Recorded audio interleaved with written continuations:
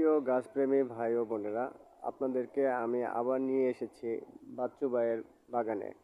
আজকে আমাদেরকে বাচ্চু ভাই দেখাবে তার বাগানের অনেক জাতের তুলসী গাছ। বাচ্চু ভাই, আমাদেরকে একটু পরিচয় করিয়ে দিন। আসসালামু আলাইকুম। দূর দূরান্ত থেকে যারা দেখতেছেন তাদের জন্য আমি সালাম। আসসালামু আলাইকুম। আমি আপনাদের আজকে নিয়ে আসছি কিছু দেখার জন্য, এবং কি অনেক মানুষের প্রয়োজন লাগে। এই যে তুলসী গাছ, অনেক বিভিন্ন রকমের তুলসী গাছ আছে। এই তুলসী বাচ্চু ভাই, গাছগুলো অনেক। জি। আপনি কি এই তুলসী গাছটার নাম বলতে পারেন? এই তুলসী গাছটা হ্যাঁ, এটা হলো আপনার সাদা তুলসী গাছ। আপনি যে এই যে আপনার পিছে এই যে এটা এটা করলাম আপনার লাল তুলসী গাছ। এটা নিয়ে করলাম অনেক ভাগ আছে। আর এই যে আরেকটা আছে আপনার এই যে কারি পাতা, এই যে কারি পাতা, এই যে কারি পাতা, আপনি পুরোটা একটু দেখেন ঘোরায় ঘোরে একটু দেখেন, যে কখনো যদি কারোর যদি প্রয়োজন লাগে। আর আমরা এখানে বিক্রি করি, যেটা খোলাখুলি কথা, এখানে আপনারা চাইলে আপনারা নিতে পারবেন। যদি কোনো বাসায় যদি পোষাইতে হয়, আমরা পৌঁছাই দেবো। এটা নিয়ে আমরা হলে এবং কি আমরা পারিশ্রমিক নিয়ে নিই।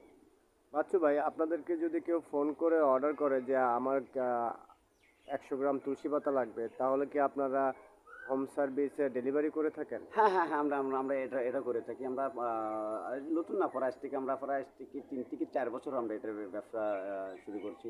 তো যাই হোক, আপনাদের যদি ভালো লাগে, যদি আপনাদের যদি প্রয়োজন হয়, তাহলে আপনারা যোগাযোগ করেন ইনশাল্লাহ। খিলক্ষেত নিগন্ডিয়াকে। বাচ্চু ভাই, আমি আপনার সাথে আর একটু যোগ করি, আপনাকে একটু সংশোধন করি যে আমরা এই গাছটাকে, যেটাকে কারি পাতা বলছেন আপনি, হ্যাঁ, কিন্তু আপনি কি জানেন এটাও একটি তুলসী পাতা? হ্যাঁ, হ্যাঁ, তুলসী পাতা গুলো আর মানুষ বলে এই কারি পাতা। এইটা হচ্ছে যে এই গাছের পাতাটা অনেকটা মিষ্টি হয়। হ্যাঁ, আপনি হ্যাঁ, হ্যাঁ, হ্যাঁ। একটা খেয়ে দেখেন বাচ্চু ভাই, এটা কিন্তু আপনার ঝাঁঝালো হবে না।